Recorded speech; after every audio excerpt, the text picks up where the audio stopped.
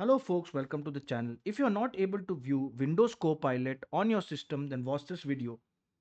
Now normally we'll find Windows Copilot in the taskbar settings. So right click on it, go to taskbar settings, and then you will find the Windows Copilot option here where you can on and off, switch it on and off, enable it.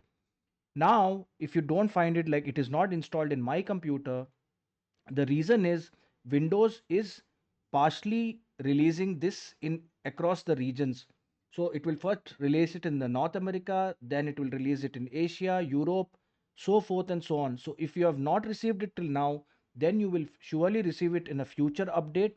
For that, you need to right click on the start button, go to settings, click on Windows Update, and then click on check for updates. And it shouldn't be long before the entire world or the all the regions should get this Copilot feature. If this video helped you, then kindly subscribe to the channel. Enjoy your day.